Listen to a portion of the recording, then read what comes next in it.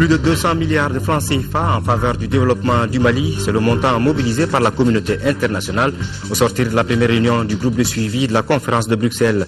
Les partenaires s'engagent en outre à accélérer les procédures de décaissement. Autre chiffre non moins important dans ce journal, avec d'une part la signature d'une convention entre le Royaume des Pays-Bas et le Mali, d'un montant de 5 milliards de francs CFA pour appuyer le secteur de la santé et la stabilité du budget national, et d'autre part la signature cette fois-ci d'un avenant à la convention de financement d'un montant de 5,2 milliards de francs CFA destiné au financement partiel de la troisième phase du programme d'investissement pour le secteur de l'éducation PIS 3. Mesdames, Messieurs, bonsoir. Merci de rester sur le RTM et bienvenue à l'information. Le Conseil des ministres s'est réuni cet après-midi à Koulouba. C'était sous la présidence de son Excellence Ibrahim Boubacar Keïta, chef de l'État. Nous vous donnerons lecture du communiqué issu de ce Conseil dès que nous l'aurons reçu.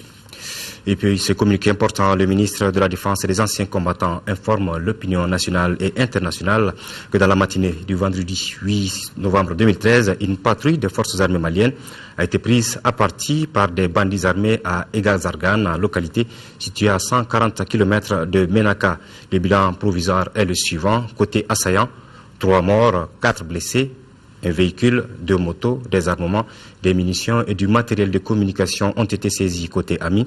Un blessé léger. La patrouille avait pour mission de sécuriser le marché hebdomadaire de la dite localité. Depuis un certain temps, des bandits armés empêchaient aux populations de vaquer normalement à leurs activités. Le ministre invite les populations à garder leur calme et surtout à continuer à apporter leur soutien aux forces armées et de sécurité. Plus de 200 milliards de francs CFA, c'est le montant mobilisé par la communauté internationale en faveur du développement du Mali. C'est ce qui ressort de la première réunion du groupe de suivi de la conférence de Bruxelles. Cette conférence, on se rappelle, avait recueilli 3 milliards 285 millions d'euros pour faire face aux défis de la reconstruction politique, économique et sociale du Mali. À l'issue de la réunion, les partenaires se sont engagés à accélérer les procédures de décaissement pour la mobilisation rapide des promesses d'aide. Bourama Traoré. La première réunion du groupe de suivi de la conférence de Bruxelles s'achève sur un engagement renouvelé des partenaires techniques et financiers. Engagement à mobiliser les 3 milliards 285 millions d'euros promis au Mali. Pour ce faire, les PTF entendent mettre en place des procédures accélérées de mobilisation des promesses d'aide. Déjà, les fonds décaissés s'élèvent à plusieurs milliards de francs CFA. Les décaissements effectués à ce jour vont dans ce sens.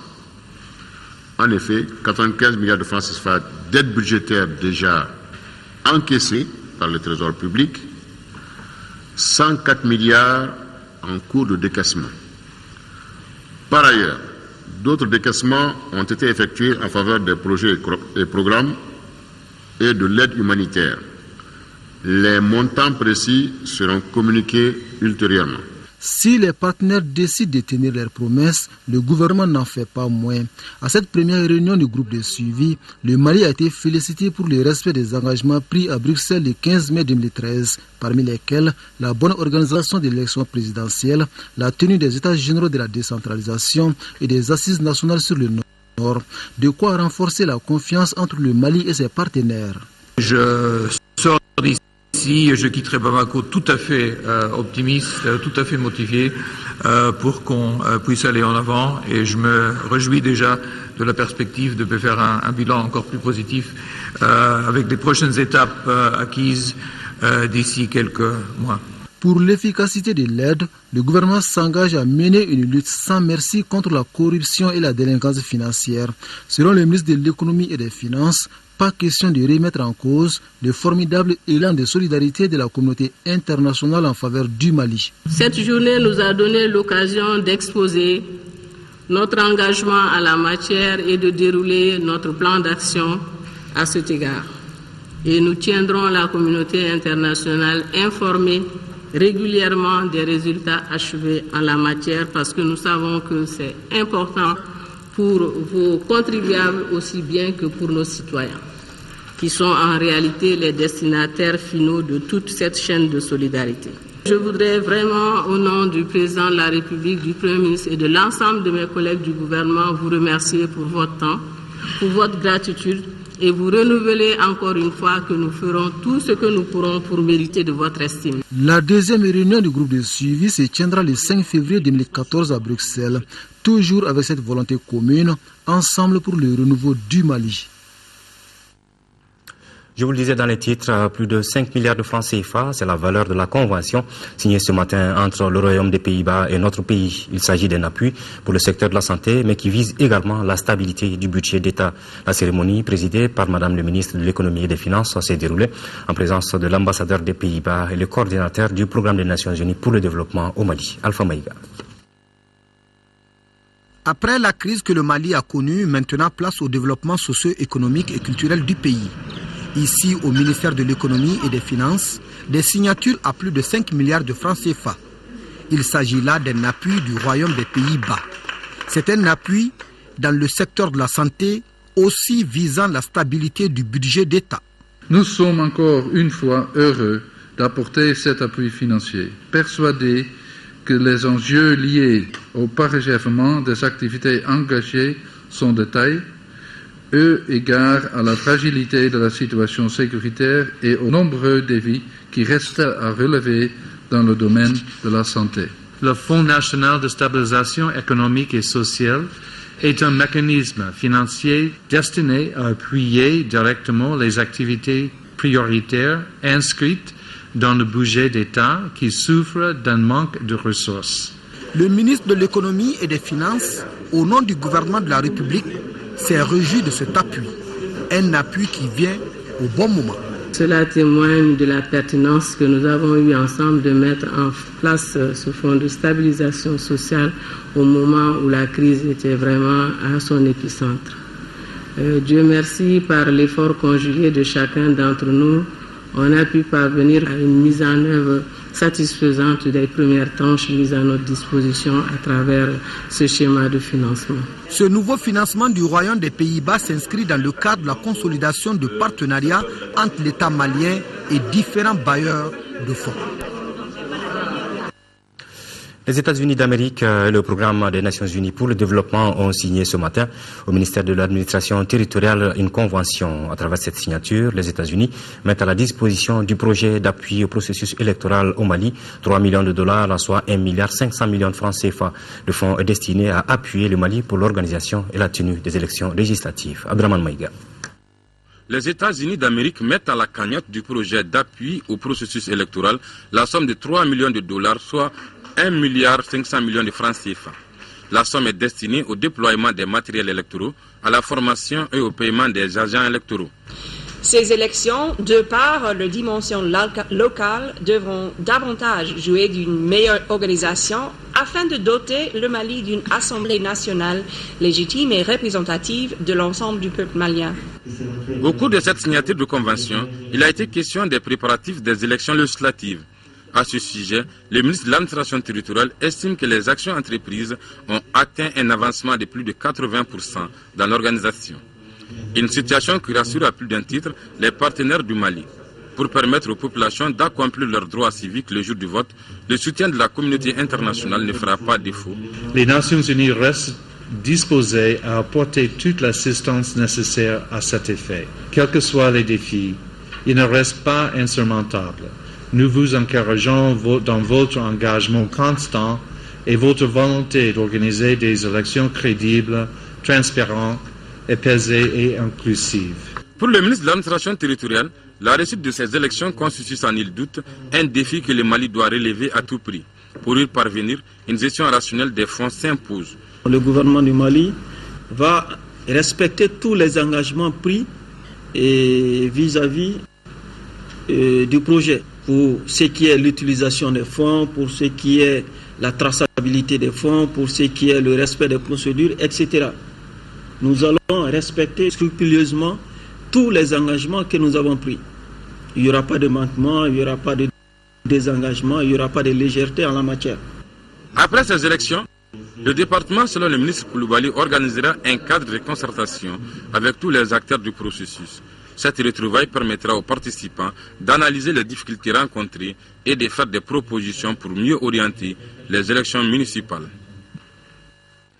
Réhabilitation de la ligne ferroviaire Bamako-Dakar et construction de 4 nouveaux ports secs au Mali. Les conventions portant réalisation de ces travaux ont été signées ce matin au ministère de l'Équipement et des Transports entre le Mali et la République populaire de Chine.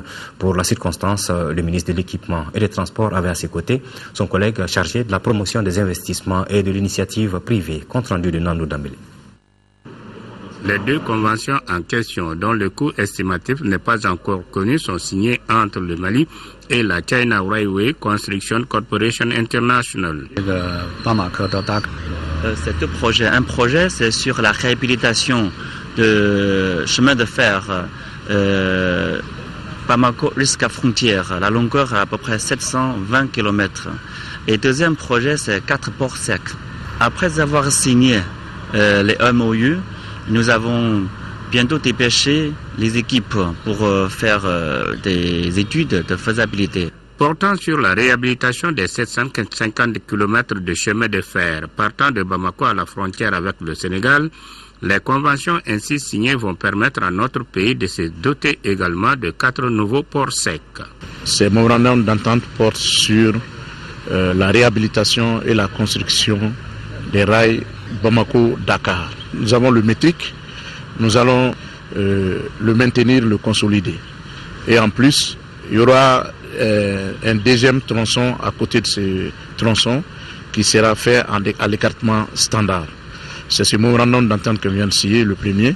Et le deuxième porte sur des ports secs. Un port sec à Narena, un port sec à Kaye, un port sec à Sikasso et un port sec à Gao pour assurer l'approvisionnement du pays, la fluidité de l'approvisionnement du pays. La partie chinoise entend entamer les études techniques aussitôt pendant les 6 mois à venir. Les travaux prendront en compte les impacts environnementaux et sociaux. À présent, le contenu de ce communiqué avant de poursuivre cette édition. La direction régionale des routes du district informe les usagers de la route que dans le cadre des travaux d'entretien courant, le pont des Martyrs sera fermé à la circulation dans la nuit du samedi 9 au dimanche 10 à partir de 0h. La direction régionale des routes du district compte sur le civisme des uns et des autres pour le respect de cette mesure de restriction.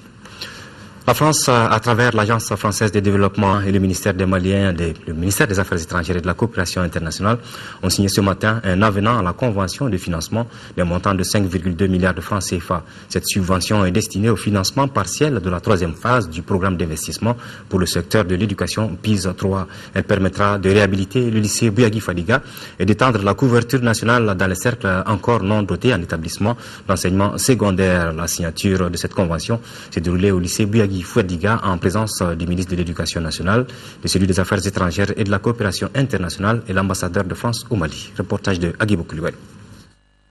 Cette signature de convention par l'ambassadeur de France au Mali et le ministre des Affaires étrangères de la coopération internationale revêt une signification particulière. Elle marque la reprise de la coopération entre les 2 pays dans le secteur de l'éducation. Cette enveloppe prévoit la construction et l'équipement de 4 lycées dans les cercles de Baroueli et Tomignan, ça c'est dans la région de Ségou, Djenné et Gourmara-Rousse, dans la région de Tombouctou. La capacité des lycées de Tomignan, Baroueli et Djenné est de 12 classes, celle de Gourmara-Rousse étant de 6 classes. Le lycée Bouyagui Fadiga, qui a accueilli l'événement, bénéficie, dans le cadre de cette convention, la réhabilitation complète des bâtiments. Le lycée Bouyagui est un vieux lycée. Il a subi des incendies et le matériel est vétuste. Donc la réhabilitation est la bienvenue. Donc cette signature d'accord nous sied vraiment. Pour les autorités maliennes, ce concours de la France permettra de développer l'enseignement secondaire général. La présente cérémonie de signature, qui est co-présidée avec le ministre de l'Éducation, porte sur la signature de l'avenant relatif au financement pour la réalisation de la 3e phase du programme d'investissement du secteur de l'éducation PIR 3. Par cet avenant, l'Agence française de développement accorde une subvention de 8 millions d'euros, soit 5 247 656 000 francs CFA, au gouvernement du Mali. Je voudrais exprimer notre profonde gratitude au peuple et au gouvernement de la France pour leur constante disponibilité à accompagner le Mali dans ses efforts sur tous les chantiers. Pour chacun des lycées bénéficiaires, le projet prévoit la fourniture de tous les mobiliers, équipements et ouvrages nécessaires au bon fonctionnement des établissements. Le ministre du Travail et des Affaires sociales et humanitaires a rencontré ce matin les représentants des organisations syndicales. Ensemble, les deux parties ont convenu de mettre l'accent sur le dialogue social. Mohamed Diarra. Franchise et courtoisie, c'est l'atmosphère dans laquelle s'est déroulée la rencontre entre le ministre du Travail et des Affaires sociales et humanitaires et les représentants des organisations syndicales. Les premiers mots du ministre sont ceux de remerciement à l'endroit des travailleurs qui ont, selon lui, contribué à écrire cette nouvelle page de l'histoire du Mali à travers les résultats des élections présidentielles. Une dynamique qui sera maintenue pour relever d'autres grands challenges. Et pour cela, l'exécutif a pour stratégie l'instauration du dialogue social entre le gouvernement et les organisations syndicales. Il joue un rôle essentiel dans la promotion du développement économique, de la paix, de la stabilité et du retour de la confiance entre les différents acteurs. Le dialogue social est un instrument privilégié de réconciliation des impératifs économiques et sociaux. Il permet, dans le contexte national actuel, de construire un partenariat actif qui aboutisse à des solutions mutuellement avantageuses pour toutes les parties. Cette volonté politique doit être marquée du sceau de l'équité et de la justice. C'est la conviction des responsables de la Confédération malienne des travailleurs. À la CMT, nous pensons que le multisyndicalisme est de nos jours incontournable. Aussi, l'objectif recherché par les organisations des travailleurs ne saurait se limiter seulement aux revendications et grèves, mais et surtout à la sensibilisation des militants par rapport à leurs droits et leurs devoirs. La CSTM salue l'idée de cette rencontre et l'engagement des autorités maliennes à poursuivre le dialogue. Toutefois, le secrétaire général exige des résultats. Il faut qu'on aille au-delà des mots. Le syndicalisme, c'est la recherche d'une justice sociale. Regardez la salle, nous voyons que ce sont les exclus du dialogue social qui sont aujourd'hui là en face du ministre. Ça ne peut pas continuer. Ensemble, les gouvernements ont pris assumé des responsabilités, ont pris des engagements. Il faut appliquer le minimum de justice sociale. Oui, reconnaît le ministre, le dialogue social au Mali reconnaît des insuffisances liées à la représentativité syndicale. Pour nous, la représentativité est un résultat vers lequel nous devons tendre. Vous avez parlé de représentation des sans-voix. Le gouvernement a toujours souhaité, c'est une constance, à ce que la voix des sans-voix soit audible. En tout cas, chacune des parties s'est engagée à faire du dialogue un facteur de paix et de développement du Mali. Voilà, nous revenons ce soir sur la rentrée solennelle des cours et tribunaux qui avait pour thème le pouvoir et le contre-pouvoir. Cette rencontre solennelle a été marquée par des interventions qui ont éloquemment défini les contours et les rapports entre les pouvoirs et les contre-pouvoirs, l'apport de la presse, des partis politiques, entre autres. Mahamadou Doumbia. Au cours de cette rentrée solennelle des cours et des tribunaux 2013-2014 avec pour thème le pouvoir et le contre-pouvoir en démocratie, plusieurs plaidoiries ont parlé des relations entre le pouvoir et le contre-pouvoir. Ainsi, durant plus de 2 heures d'horloge, le substitut du procureur de la République près le tribunal de la commune 2 du district de Bamako a parlé de tous les contours du pouvoir et du contre-pouvoir, mais aussi les limites du pouvoir face au contre-pouvoir. L'analyse fonctionnelle des contre-pouvoirs fait apparaître que pouvoir et contre-pouvoir peuvent être réversibles tant sur le plan de la légitimité que de l'efficacité. En premier lieu, la légitimité du contre-pouvoir est le minimum de légitimité exigible de tout pouvoir. Dans le cadre de cette logique de légitimité comparable, chaque pouvoir partage son champ avec le contre-pouvoir qui, à son tour, nécessite un endiguement par un autre contre-pouvoir. L'ensemble joue au bénéfice du système de gouvernement qui devient un gouvernement modéré, allusion faite à la théorie de Montesquieu. L'un des principaux défis que doivent surmonter les États dits démocratiques sur la voie de la bonne gouvernance de l'État de droit tient à l'urgente nécessité de trouver les moyens de limiter efficacement tout pouvoir discrétionnaire et tentaculaire. C'est la raison de l'existence des contre-pouvoirs. En effet, en démocratie constitutionnelle, tout pouvoir appelle un contre-pouvoir chargé de le contrôler en vue de le modérer. Dans le rouage du pouvoir et du contre-pouvoir, la presse qualifiée de quatrième pouvoir a aussi un rôle à jouer. Les journalistes ont un devoir d'investigation. On ne peut pas souhaiter l'indépendance des médias quand on est dans l'opposition et la contester au moment où l'on accède au pouvoir. Les médias influencent aussi bien les lecteurs que les politiciens. Les politiciens gardent toujours un œil attentif sur les publications des journalistes, car celles-ci, positives ou négatives, peuvent leur permettre de connaître leurs points forts ou leurs faiblesses. Il s'agit de notre point de vue, de revisiter le fonctionnement de nos institutions, d'analyser notre conception du pouvoir, à travers notre vécu au quotidien de son exercice. Cela peut paraître paradoxal, tant les notions de pouvoir, de contre-pouvoir et de démocratie sont des notions universelles, incarnant des valeurs censées être partagées par tous. Dans son discours, le président de la République, Ibrahim Boubacar Keïta, a rappelé le contenu des différentes interventions qu'il a qualifiées de brillantes. Au-delà des définitions, les différents intervenants ont établi l'importance et l'utilité des contre-pouvoirs face au pouvoir dans un régime démocratique. Tous reconnaissent la nécessaire interrelation du pouvoir et des contre-pouvoirs en démocratie.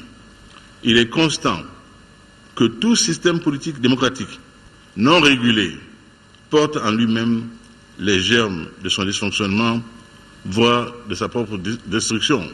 De même, l'on retient de la théorie classique de la séparation des pouvoirs le nécessaire équilibre entre les pouvoirs qui permet d'éviter qu'une seule autorité ne parvienne à concentrer tous les pouvoirs entre ses mains. Cette dernière attitude peut conduire à la confiscation des libertés fondamentales. À l'issue de cette rentrée solennelle des cours et des tribunaux, il est reconnu tout simplement que la démocratie reste un idéal pour notre société. Ouverture hier à Monaco, en France, de la 7e édition du Forum international Peace and Sport. Organisé par l'Organisation pour la paix par le sport, ce forum regroupe chaque année les champions de différentes disciplines sportives à travers le monde avec comme objectif de contribuer à l'éducation d'un monde de paix par le biais du sport. Madame Keïta Aminata Maïga, épouse du président de la République, est l'invitée d'honneur de cette 7e édition, aux côtés du prince Albert II de Monaco et du président de la République de Trinidad et Tobago. La cérémonie d'ouverture a eu lieu mercredi au Monaco Opéra Garnier.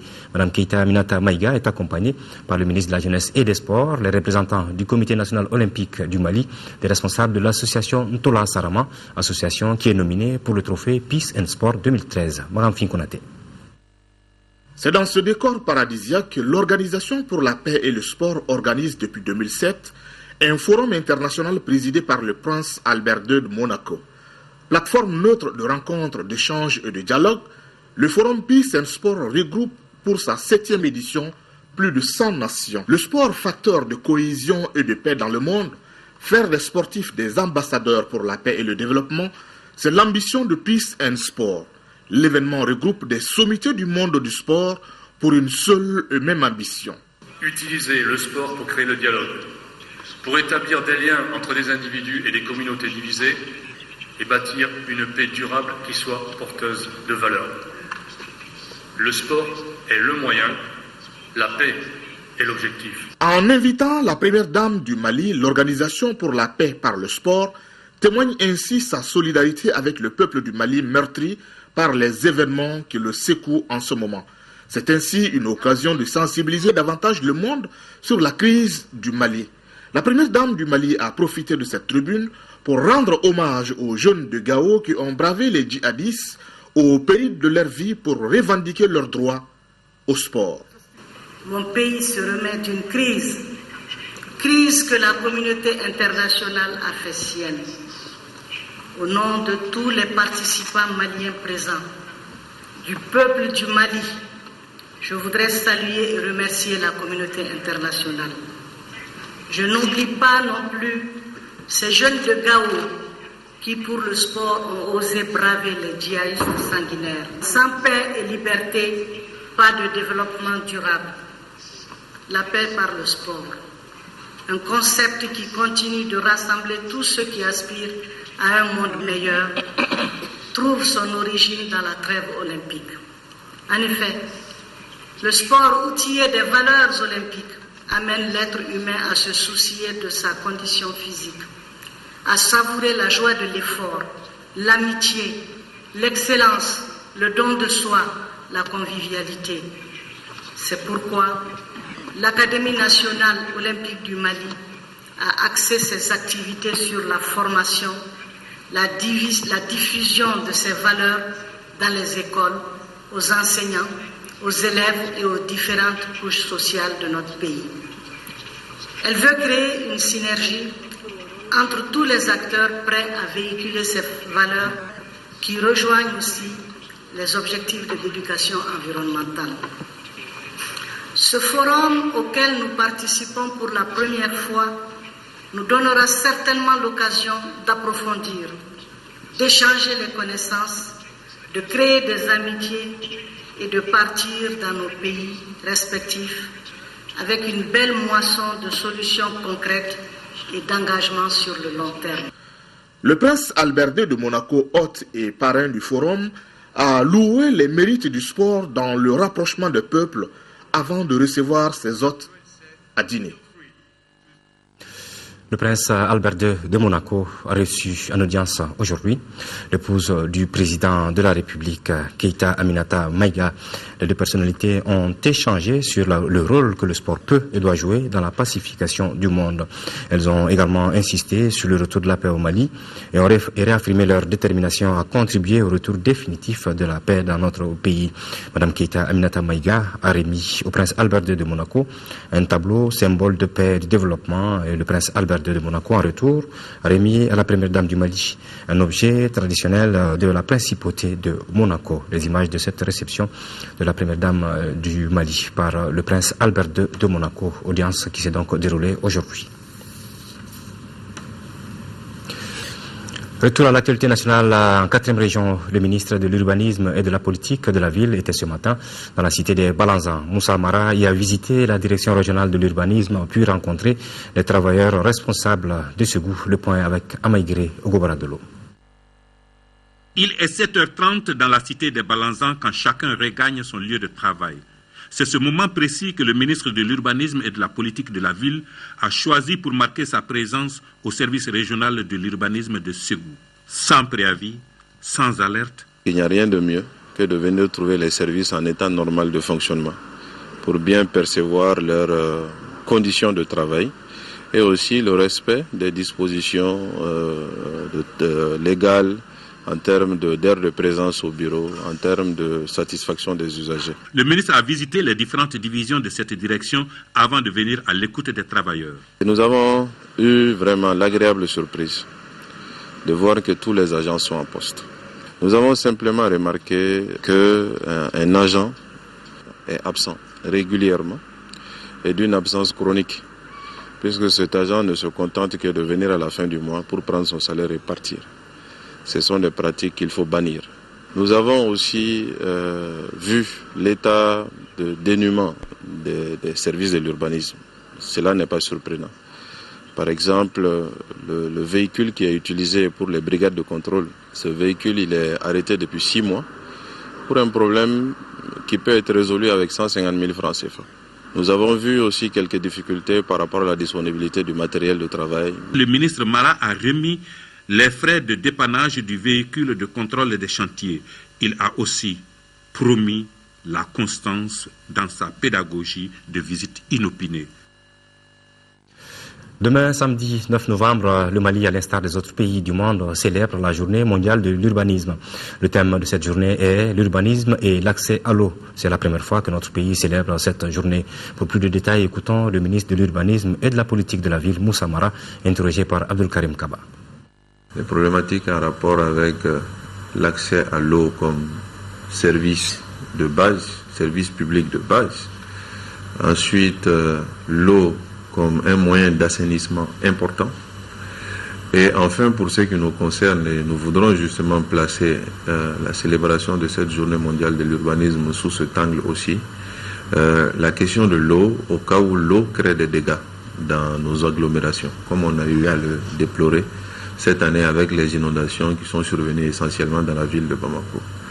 Donc le département, en rapport avec la politique du gouvernement, est en train d'organiser la politique nationale de la ville pour que la prise en compte de cette problématique soit une constante. Il y a aussi la question de l'évacuation des eaux usées, où vous avez vu pas mal de maladies qui sont dues au fait que les eaux usées stagnent. Des dispositions sont prises au niveau du ministère de l'Environnement déjà dans le cadre du fonctionnement normal des services, pour qu'il y ait le maximum d'ouvrages, de conditionnement et ensuite d'évacuation. Cette problématique, elle est multisectorielle. C'est pourquoi nous, au niveau du département de l'urbanisation et de la politique de la ville, nous avons comme souci majeur de faire en sorte qu'il y ait de véritables synergies, de cohérence entre les départements pour que dans nos villes, l'accès à l'eau soit une réalité dans un horizon de court à moyen terme. Une autre commémoration demain samedi, celle de la journée internationale de la femme rurale. À cette occasion, le thème retenu dans notre pays est autonomisation des femmes rurales et leur rôle dans la consolidation de la paix. Suivant l'allocution de Madame le ministre de la promotion de la femme, de la famille et de l'enfant, Madame Sangaré Oumouba, au micro de Alpha Maïga. Compte tenu de toutes ces réalités et du contexte qui prévaut actuellement dans notre pays, le gouvernement de la République du Mali, à travers le ministère de la promotion de la femme, de la famille et de l'enfant et ses partenaires, a décidé de célébrer cette année la Journée internationale de la femme rurale sous le thème national « Autonomisation des femmes rurales et leur rôle dans la consolidation de la paix au Mali ». Ce thème est hautement significatif au regard du rôle fondamental que joue la femme rurale dans la promotion de la tolérance et la non-violence. Il est alors important de l'impliquer dans les mécanismes de paix et de gestion des conflits armés et de lui permettre de participer au dialogue intercommunautaire à tous les niveaux.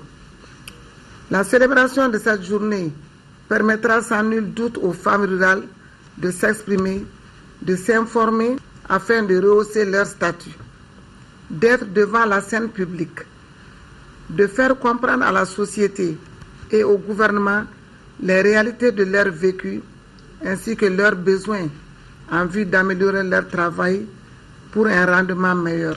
L'occasion me paraît donc opportune de lancer un appel à tous les intervenants du secteur rural, État, femmes, PTF, secteur privé, afin qu'ils apportent davantage leur appui à la consolidation de la paix et de la promotion de la femme rurale. Législative à présent en 4e région, le Parti pour la Renaissance nationale Parena a animé hier jeudi un meeting à Massina. Ce meeting qui s'inscrivait dans le cadre du lancement de la campagne du Parti du Bélier Blanc pour les législatives de 24 novembre prochain s'est déroulé en présence des 2 candidats en lice du Parena dans le cercle de Massina. ORTM Ségou, Kandesila. Accueil à l'entrée de Massina, arrivée des candidats du Parti pour la Renaissance nationale Parena à la place publique. Il s'agit à travers ce meeting de mobiliser les militants et sympathisants du Parti du Bélier Blanc autour de leurs 2 candidats pour les élections législatives du 24 novembre prochain, notamment Djigiba Keïta PPR et Tchébonné Tangara. Occasion de réjouissance, de communion, mais également d'adresse. Adresse du secrétaire général de la section Parena Bekay Samaké, qui a remercié l'ensemble des communes du cercle pour leur mobilisation, et témoignage des alliés et sympathisants du parti pour le choix porté sur Djigiba Keïta et Tchébonné Tangara. Quant aux 2 candidats en lice pour le rendez-vous électoral du 24 novembre, les mots d'ordre restent la mobilisation générale. Le sens que nous donnons à ce meeting, c'est le rassemblement et l'unité de Massina autour de 2 de ces enfants qui se sont toujours impliqués, qui se sont toujours mis à son service. Ce peuple qui est là a enfin compris qu'il a des enfants qui se sont toujours préoccupés de son sort. Nous espérons que ce message sera entendu et que Massina a déjà fait son choix. Ce que nous demandons à la population de Massina, c'est de faire un choix utile. Nous avons 12 listes à Massina. Nous pensons que c'est trop pour Massina. Nous espérons que le message que nous venons de délivrer à la population, elle en tirera profit pour faire un vote utile le 24 au profit du cercle de Massina. Nous attendons vraiment des élections apaisées et démocratiques et que nous pensons que le maire gagne et nous pensons que nous sommes les meilleurs candidats du cercle. Aussi, les prestations des groupes folkloriques ont donné à ce meeting l'allure d'une fête. L'alliance RPM-MPR phare à Sikasso lance l'offensive pour mobiliser le plus grand nombre d'électeurs autour de ses candidats aux législatives de ce mois de novembre. Elle a organisé hier jeudi un grand rassemblement au stade municipal de la ville pour marquer le démarrage de sa campagne électorale. Sekou Konaté. Pour cette cérémonie qui marque le coup d'envoi de sa campagne pour les législatives du 24 novembre 2013, premier tour, le regroupement de partis politiques, Rassemblement pour le Mali RPM, Mouvement patriotique pour le renouveau MPR et la force alternative pour la renaissance phare a mobilisé du beau monde au stade municipal sous le slogan pour l'avenir de Sikasso. Militantes, militants des différents partis et sympathisants de la liste étaient là. Occasion pour l'Alliance de dévoiler ses ambitions pour cette législature. Nos ambitions, elles sont énormes. Le Mali aujourd'hui est à la croisée des chemins. Certes, l'Assemblée nationale a besoin de députés convaincus pour la cause de la nation malienne. Le vote des lois, les lois où les Maliens se retrouvent dedans, et aussi le contrôle de l'action gouvernementale. Chacun étant d'une zone, les réalités ayant été connues, ce sont les députés qui seront obligés de redresser un peu les différentes propositions faites par le gouvernement en vue de satisfaire aux sollicitudes du peuple malien. Ils seront donc 7 pour le cercle de Sikasso à porter le projet pour le renouveau, prôné par son Excellence Ibrahim Boubacar Keïta, président de la République du Mali. Le message que je vais lancer, c'est de demander aux Sikassois de donner au président Ibrahim Boubacar Keïta les moyens de sa politique. Bien entendu, il y a le RPM, c'est le parti du président, mais le président a un objectif, c'est le Mali d'abord. Je vais demander aux Sikassois encore une fois de dépasser les petites contradictions internes et de voter pour la liste qui représente l'intérêt de Sikasso par rapport à l'enjeu. De nombreux messages des artistes, des jeunes et des femmes pour un vote utile ont été enregistrés. Des bénédictions pour le Mali ont mis fin à la cérémonie.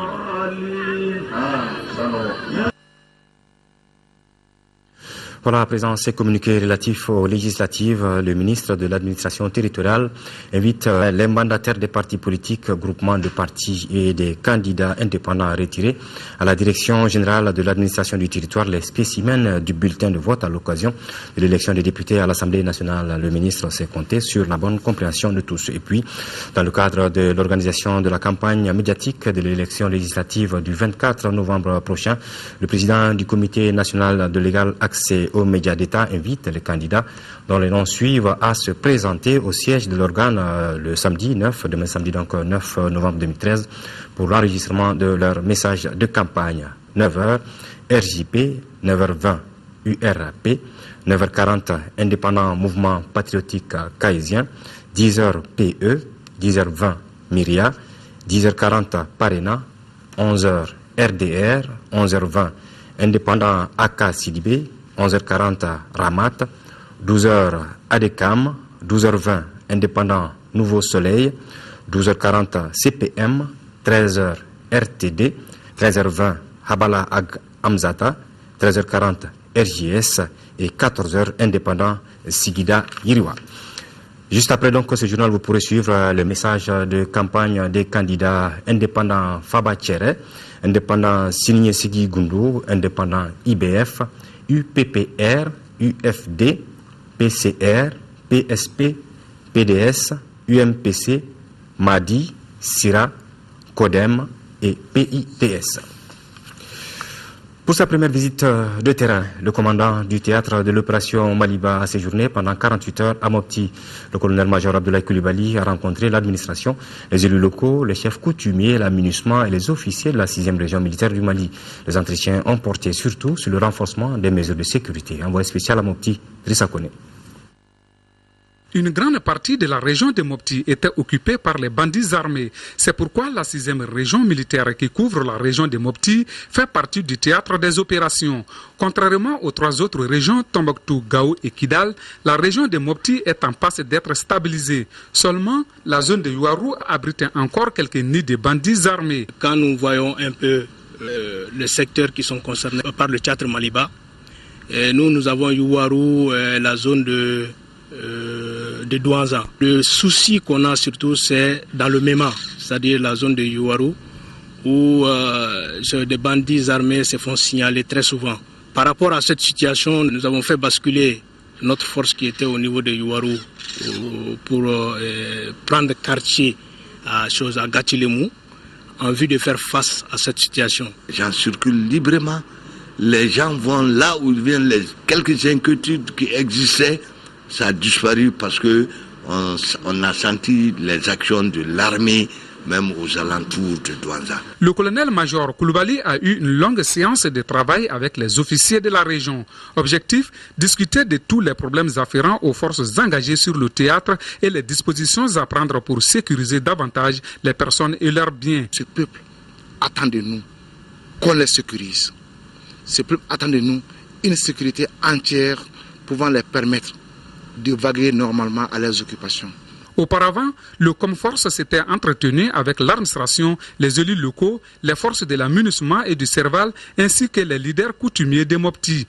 Les activités ont pris fin par des hommages rendus aux soldats tombés sur le champ de l'honneur. En première région, les travaux de construction de la centrale hydroélectrique de Felou sont presque terminés. La phase d'essai a commencé depuis le mois d'avril dernier. La centrale produit et fournit de l'électricité au Mali, au Sénégal et à la Mauritanie. C'est ce qui ressort de la visite que le gouverneur de région, le colonel Salif Traoré, a effectuée hier jeudi sur le site. La nouvelle centrale, qui a coûté 123 milliards de francs CFA, sera inaugurée dans la première quinzaine du mois de décembre. Un reportage de Jafar Aïdara. Cette visite du gouverneur de la région de Caille à la centrale hydroélectrique de Felou a permis au chef de l'exécutif régional et à sa délégation de se rendre compte de l'évolution des travaux qui sont aujourd'hui exécutés à 98%. Les installations techniques sont déjà terminées.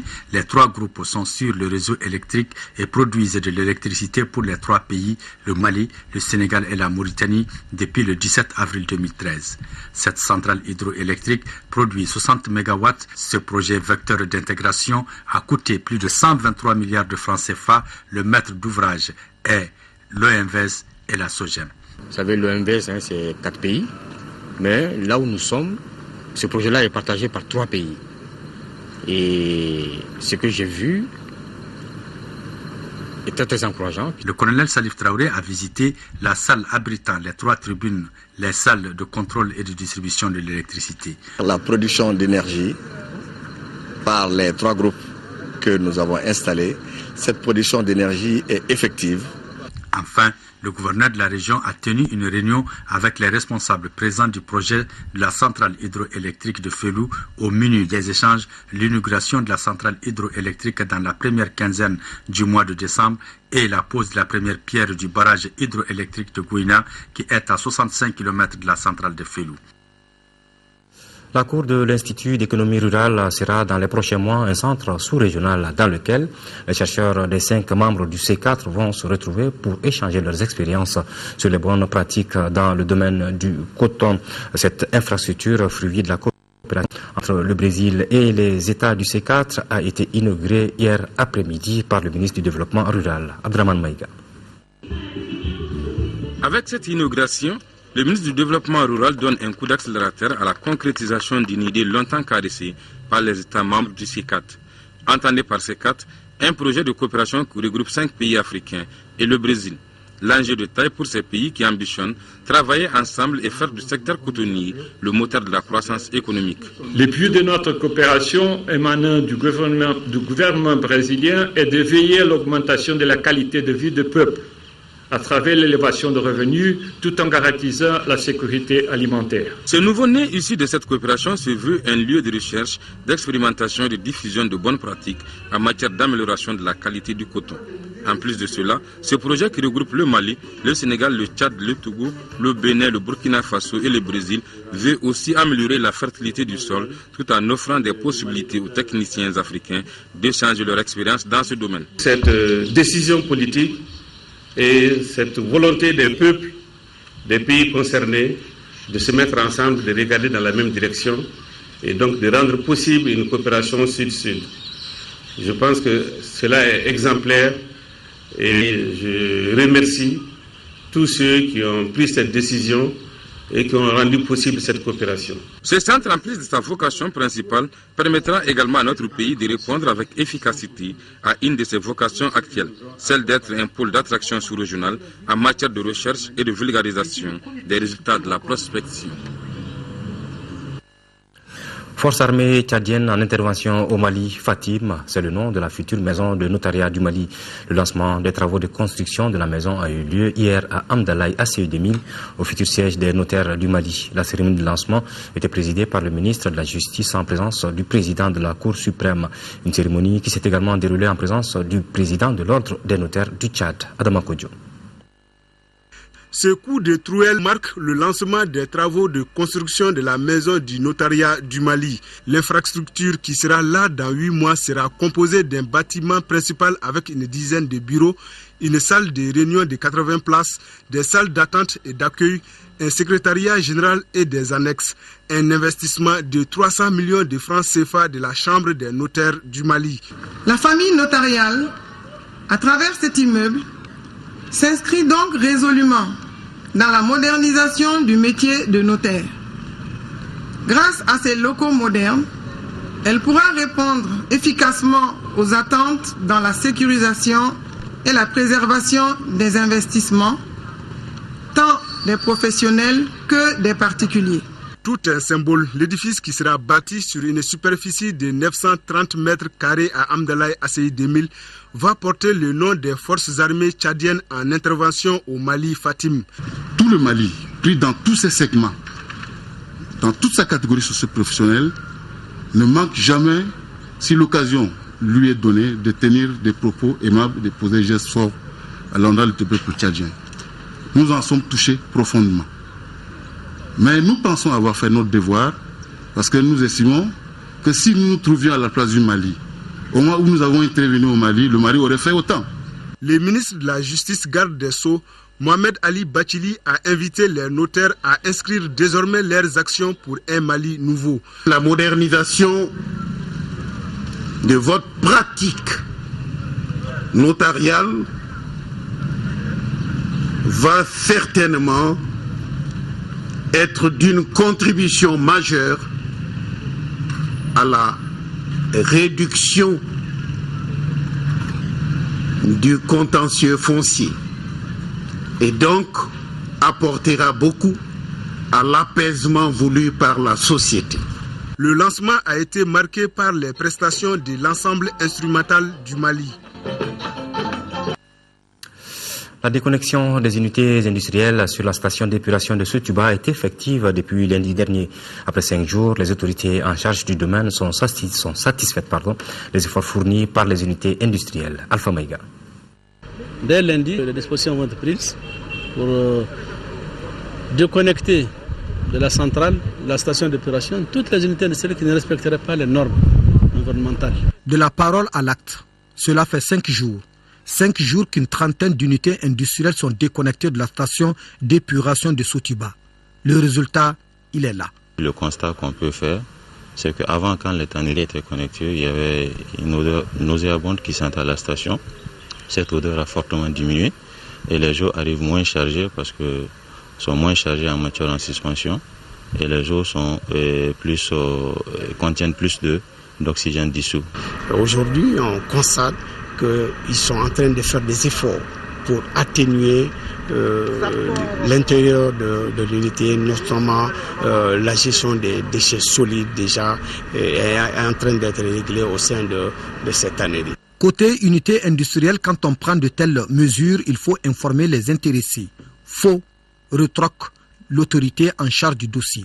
On nous a déconnectés sans prendre des précautions nécessaires et puis sans préavis. C'est ce qu'ils disent. Vous savez, nul n'est censé ignorer la loi. Et ils ont été avertis à maintes reprises. Des rapports d'analyse les ont été communiqués plusieurs fois. Et ensuite, la direction régionale de l'assainissement les a notifiés de la déconnexion. Une telle mesure ne peut se faire sans conséquence sur les unités industrielles. Des unités qui apportent à l'économie malienne 20 milliards de francs CFA par an. Déjà, c'est le chômage qui plane. Ça a eu des conséquences néfastes sur nous, que ce soit directement ou indirectement. Vous-même, vous voyez la peau même étalée au sol. Si on ne trouve pas une solution nécessaire plus rapidement possible, ça risque d'être très très grave. Il y a la vie je peux dire qu'il y a la vie de milliers de familles qui sont liées à ça. On veut sécuriser la population. Ici, vraiment, il s'agit de sauver des vies humaines. Vous savez que ces produits chargés en chrome sont extrêmement toxiques et très dangereux pour l'environnement, soit le milieu aquatique et même pour l'homme. Sauver la vie de 2000 à 4000 personnes et mettre 50 voire 100 personnes en chômage, c'est dire que le choix est vite fait. Voilà, je vous le disais en début de journal, le Conseil des ministres s'est réuni cet après-midi à Koulouba sous la présidence du chef de l'État, son Excellence Ibrahim Boubacar Keïta. Nous vous donnerons lecture du communiqué issu de ce Conseil dans un flash spécial. Voilà, c'est la fin de cette édition. Merci de l'avoir suivi. Prochain rendez-vous d'information demain 13h avec Khadija Toukone. Merci et bonsoir.